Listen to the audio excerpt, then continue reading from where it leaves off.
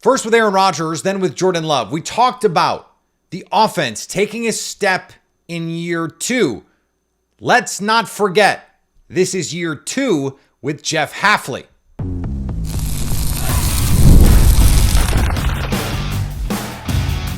You are Locked On Packers, your daily Green Bay Packers podcast. Part of the Locked On Podcast Network, your team every day.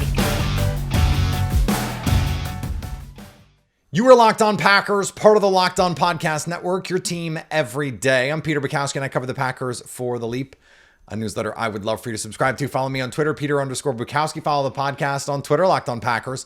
Like us on Facebook. Subscribe to the podcast to iTunes, Spotify, Google Podcasts. Wherever you find podcasts, you will find Locked On Packers, the #1 Packers podcast on the internet, and the show for fans who know what happened. They want to know why and how. Thanks to everyone who makes Locked On Packers their first listen every day. We hope you like starting your day with us as much as we like starting our day with you. The year 2 jump is something we normally talk about with players and with offenses. I don't want us to forget about this Green Bay Packers defense being in year 2 with Jeff Hafley. I was going back and I was watching some of the things that they did on third down last year, some of the ways that they got Rashawn Gary free, some of the ways that they were able to generate pressure with simulated pressures, the way they mixed coverages, the evolution of this defense. They came into the year wanting to be a 3 deep, 4 under, traditional vision and break 4-3 zone defense. And they ended up having more similarities with a Brian Flores simulated pressure, non-traditional Tampa defense than with, say, the Legion of Boom 4-3, cover 3 defenses that Pete Carroll ran and that really were the genesis of the Robert Saleh, Jeff Hafley defenses in San Francisco. And that speaks to a defensive coordinator who is able to take in trends, adjust on the fly, adjust to his personnel. But now he knows what these guys are good at. He understands the personnel, spent a full off season canvassing the lead. They add Nate Hobbs. They decide that's enough. They feel comfortable with Keyshawn Nixon on the outside, feel comfortable moving on from Jair Alexander, comfortable with Javon Bullard in the slot, Evan Williams and Xavier McKinney in the back end. And remember what Evan Williams told me at the end of last season. He said, this team, they wanted to be, Jeff Hafley's stated goal was to be the best disguise defense in the NFL. Now, whether or not they achieved that, I think they probably would tell you they didn't, just because they probably wanted to be better. That there is the natural, we always want to be better mentality of the NFL. But if disguise is part of what you want to add, deception is part of what you want to add, then experience in the system is monumental. Think about some of the things Jeff Hafley said when he was hired. They're the sorts of things we always hear new coaches say, especially defensive coaches. We want to be more aggressive to the ball. We want to create turnovers. And I want my guys to play fast. I asked Evan Williams about that. We talked about, what does that mean? And one of the things he said was, we want it, what we do to seem complicated to the defense or to the opposing offenses, but not to us. And the way that you do that is you don't have to play all of these exotic defenses. You don't have to get to cover 6 and cover 3 buzz and robber and all of these. And those aren't even like that intricate. You can just play a cover 2. You can just play a cover 3 deep, 4 under. But if you disguise it, if you rotate the safeties post snap, if you add simulated pressures, this is what Brian Flores is so good at. It's, we're going to show you one thing and then it's going to be another thing. It is the spiritual mirror to what Matt LaFleur calls the illusion of complexity. It seems confusing because you're going to run the same concept out of 16 different formations with 15 different personnel groupings, and it's not going to look the same. It's just going to be the same. They get to dagger and Yankee and all these base offensive concepts from a million different formations and personnel groupings. Well, Jeff Hafley can do the same thing. Now, they leaned into some of this simulated pressure where it looks like you're going to bring all out pressure, or you're going to bring double mug A gap pressure. And maybe one guy blitzes, usually on some sort of loop, but sometimes right up the middle. And then you drop out a defensive end, a defensive tackle. It's a little bit of that old school zone blitz, right? You just need everyone to know what the responsibilities are, because you can't, behind all of those, wacky front movements and simulated pressures. If some linebacker's got to be hauling ass back to his zone after mugging the A gap, after lining up like he's going to rush, all he needs to be thinking about is, I just need to know where my responsibility is here. For him to then be having to react on the fly and do all it can't be complicated. What you're asking him to do after you're bringing in all of this disguise. But what you free the team up to do then is be creative with the fronts, and then for these safeties, hey, Xavier McKinney, if I know I'm starting deep half, but I can get down and I actually need to play an underneath responsibility, I could line up anywhere. And you have no idea. I could pretend like I'm blitzing. And that is part of the freedom that Jeff Hafley has empowered a player like Xavier McKinney. Not everyone has the opportunity to freelance like that, but they've basically given the car keys to Xavier McKinney. And they're going to be able to evolve this. Think of the difference. Brian Flores, year one, they didn't have the horses. We talked to Luke Braun about this on Locked On Sports Today a number of times last year. I think we talked about it on the crossover shows last year. That defense was monumentally better. In part because they added Andrew Van Ginkel, who was a perfect fit in that defense. They swapped really good pass rushers. But they had some better players for the system, and then everyone got to be in the system a little bit longer. They add Steph Gilmore.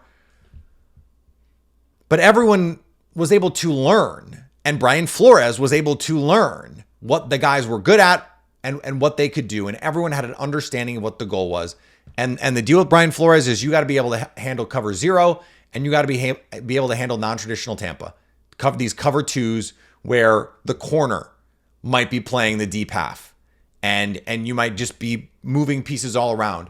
It's the perfect way to go from disguising all out pressure or some sort of pressure into some other thing. It's simple behind, but a little crazy up front. The reverse mullet defense. Get all of that craziness up front, but behind it's actually pretty simple. It's actually pretty simple. The reason it's effective is because the quarterback is worried about the pressure. The offensive line is worried about the pressure, because if you don't have a plan for that pressure, if you are wrong and you don't adjust the protection accordingly, you're in big trouble. You are in big trouble. And so having more players who understand, which is to say guys like rookies like Javon Bullard and Evan Williams, they're not learning this thing on the fly. They now have the experience. The Packers are going to get a full offseason of Keyshawn Nixon knowing he's playing the boundary. This front, Rashawn Gary has talked about, the adjustment period. Kenny Clark talked about the adjustment period in this defense for the defensive line. It took until the second half of last year. They played some cupcakes early on offensive lines, and they were able to get after Will Levis against the worst offensive line in the league. But it took some time for the pass rush to get going, for Rashawn Gary in particular to really get going. Now they're going to be able to hit the ground running and add even more intricacies, even more disguise in this team. And I think that is the thing that can allow them to push forward and to fight regression and even get better this year. Despite some of the talent deficiencies that they have, they don't have the high-end talent that some other teams do. but they're so well coached, they're so disciplined, and there's no holes. There's nowhere to attack. So this defense has a chance to be even better in 2025. Jordan Love, he's going to training camp early. We're going to talk about his evolution next on Locked On Packers. Ever wish managing your money felt easier? With Monarch Money, it can. Whether you're growing your savings or planning a big purchase, Monarch puts you in the driver's seat. It's like having your own personal CFO, giving you full visibility and control over your finances. Monarch Money is more than a budgeting app. It's a complete financial command center. You can track all your accounts, investments, and spending in one place. So in addition to managing your money, you're also building wealth. Managing money with your partner has never been easier. See everything, track everything, set goals, and work together. Take control of your finances with Monarch Money. Use code LOCKEDONNFL at monarchmoney.com for 50% off your first year. See, they're saving you money already. That's monarchmoney.com, code LOCKEDONNFL for half off your first year. Jordan Love told reporters he's going to be joining training camp with the rookies. This is not an uncommon practice. So I don't want to make a mountain out of a molehill here. But I'm not going to do the thing where I say, I'm not going to say that, you know, this is a huge deal, but this is a huge deal. No, I'm not going to do that because it's not. But what I do think is worth noting here is, even if this is normal for Jordan Love to do, it's different this year. Like if the Packers had drafted a defensive player, it would be less important for Jordan Love to be there. If the only receiver they drafted was in the third round and was Savion Williams, who was had a red jersey on in the spring ball. We'll see what his injury status is when training camp comes around. But I have to believe that this is going to be different precisely because it's a couple extra days with players who we expect are going to have an opportunity to compete, to play meaningful snaps for this football team. And so it means something different. And I'm not even going to do the thing where I compare it to, you know, previous quarterbacks who may or may not have done this in the same situation. Wouldn't have. We don't even have to get to that point. This isn't even about the goodness or badness of Jordan Love doing this as it relates to Jordan Love's leadership or anything like that. No, it's not about that. There is a practical positive impact of this. It is extra reps for Jordan Love to play and work with guys who are going to play a vital role in the success or failure of the 2025 Green Bay Packers. It seems obvious that he would come to be a part of that. There is the tone setting and the opportunity to be a leader. And remember, this is all on the heels of Brian Gutekunst saying we want to see him be more of a leader. We want to see him take more control. Matt LaFleur saying the same thing. This is an extension of that. But there are practical reasons to do this. More opportunities to throw to Matthew Golden and Savion Williams are good. And is it going to be the difference between beating the Eagles at the end of the year and not? Look, probably not. But there is value here, and all of these things compound, especially for rookies. Missed opportunities like injuries, those things compound negatively on rookies. Building positive momentum can have the same snowballing effect. You start out and you have a quarterback who now you can add 2 or 3 days that you're now ahead because you get this time with your quarterback. That's good. That's useful. That's 2 or 3 more days that you are ready. And then day one with the vets, you're closer to being up to speed than you would otherwise be if it's, whoever whatever camp arm, if it's Matt LaFleur throwing you the ball, it's not the same.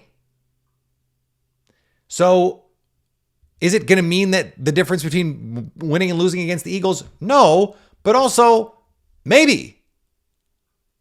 Because it is possible to you get off on the right foot. You give yourself an advantage early. And I don't mean an advantage relative to anyone else because, look, anyone else could do this. But I just mean to have those extra practices versus not can compound. And now you're 1 day further along, you're 2 days further along, you're 3 days further along. Well, after 2 weeks, are you still only 3 days further along? Or has been like if you start 3 days ahead, after a week, are you now 2 weeks ahead? Because the start of that process was easier than it would have otherwise been. And now you're getting ahead of what your trajectory would have in other words, is it setting you up to flatten that curve, that learning curve? And now you are learning at a faster pace. You're more confident in what you're doing. And now a week in, you're actually 2 weeks. And 2 weeks, you're actually 3.5 weeks. And at 4 weeks, you're 7 weeks or 8 weeks. That it feels like that because it all started in a different place.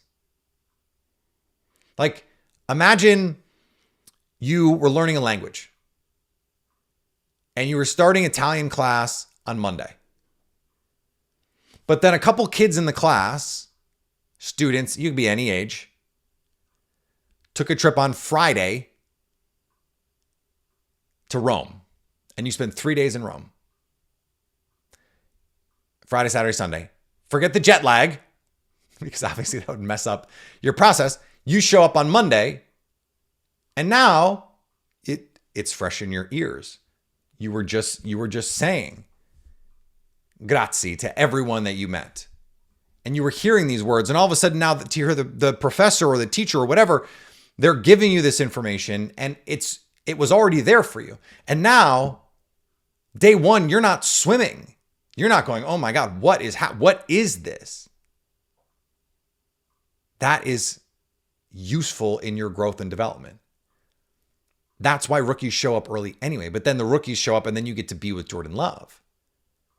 That's giving you a chance to be successful. So, are you, in effect, giving your rookies, like, okay, Patrick Mahomes shows up in Kansas City.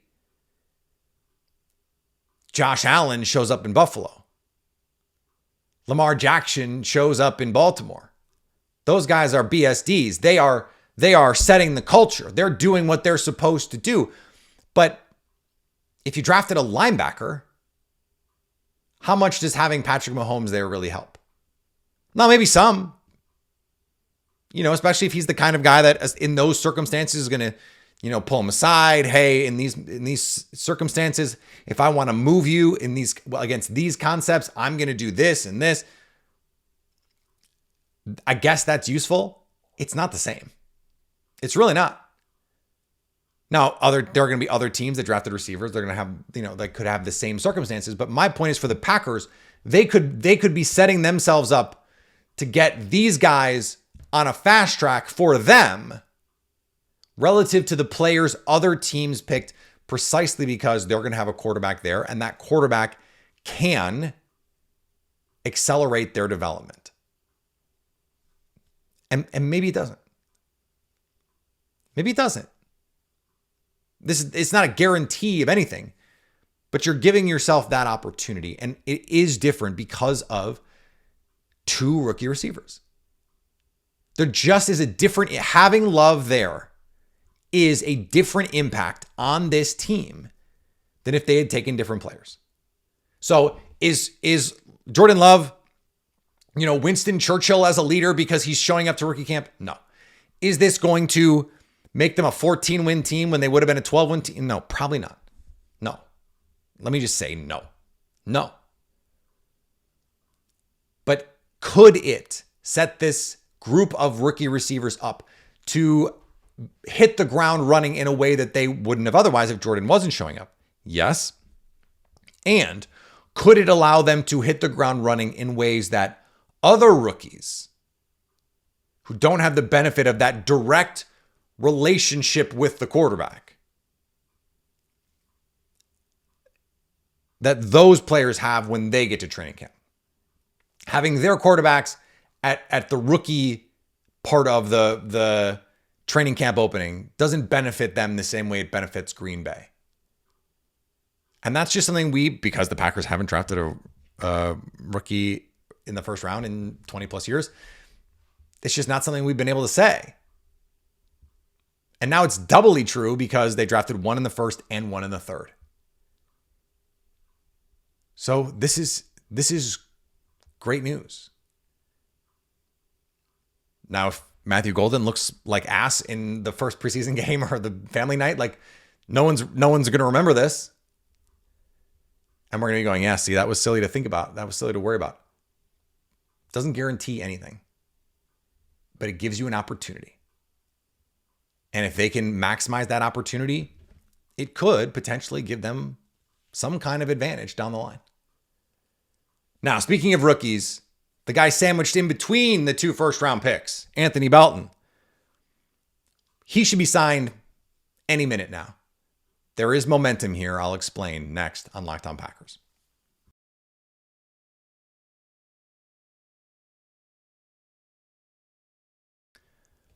The top 100. Nope. The Locked On NFL 100 is here, as you know, voted on by NFL hosts of the Locked On Podcast Network. Our top 100 formed by experts who cover these teams and the players every day. Find the full list on Locked On Sports Today on YouTube or wherever you get your podcasts. Don't miss my reaction to where the Packers were picked. We talked about that on the show yesterday, and we won't forget about it. We won't. So there is movement now with the second round picks, and it was not all for naught. These holdouts and the second round players getting that fully guaranteed money. The boost in pay for these second round picks is significant in terms of total guaranteed money. And so the fact that those guys at the top demanded the fully guaranteed deals and got them has now buoyed everybody. The rising tide did, in fact, lift all boats. And I think it's only a matter of time before the second round picks, the first and second round picks, all have fully guaranteed contracts. This is something that I'm sure the owners do not want to set a precedent there, but we're coming this way. For the Packers, that means the opportunity to just slot in. Remember, that's why this was so interesting to start with, is because generally these things are just slotted. So it's like, we know what the first round picks are going to make. We know what the second round picks,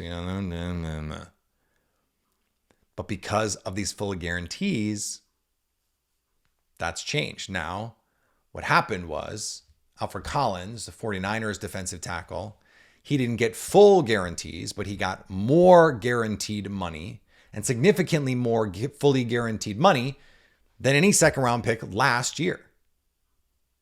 And then the second round pick in his slot. So this is a raise, really, for these players. And the Packers are going to have to do it with Anthony Belton, even if they don't give what everybody else is giving. Maybe they won't, maybe they will.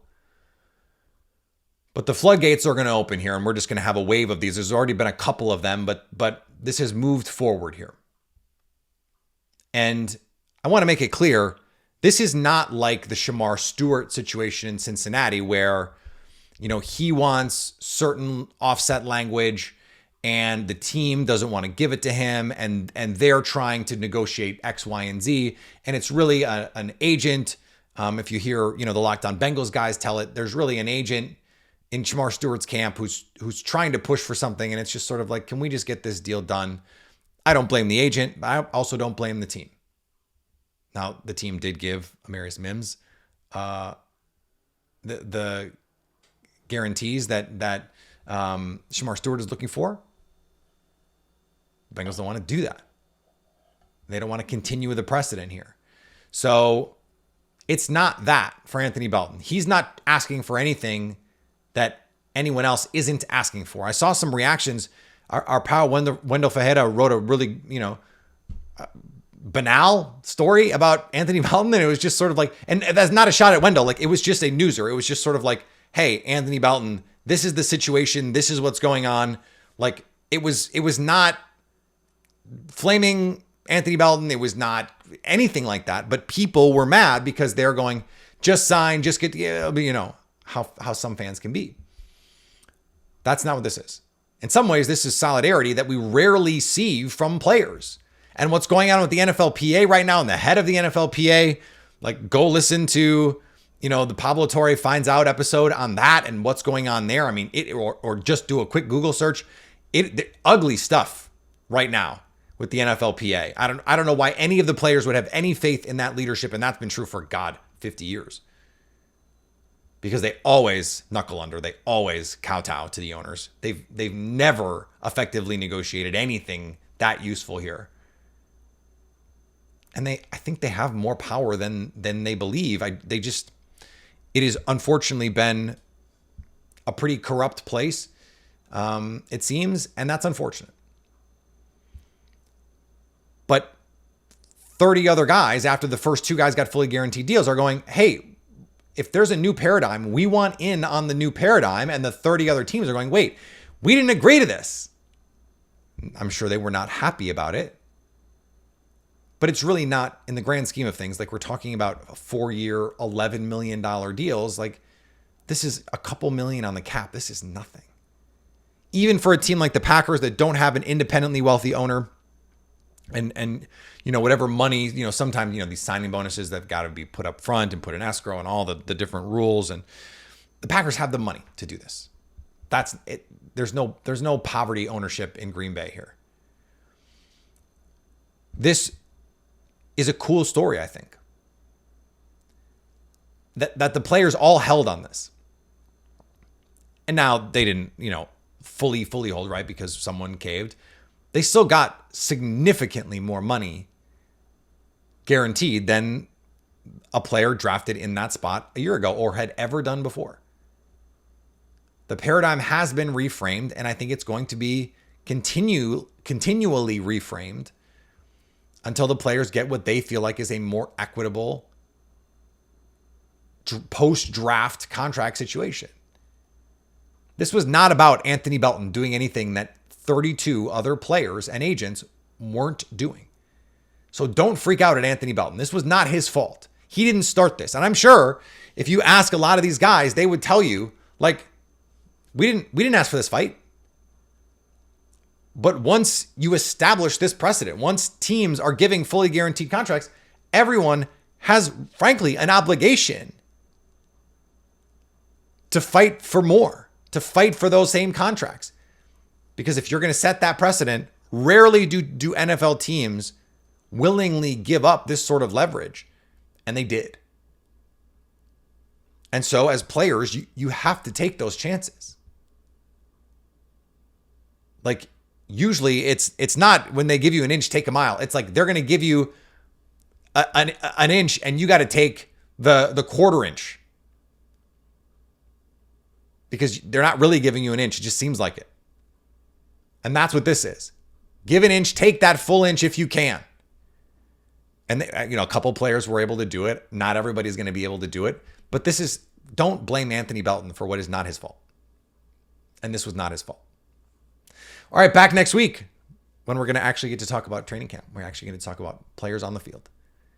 Isn't it a wonderful, beautiful, amazing thing? Football is almost so back. We're going to have a preseason game here before you know it. Incredible.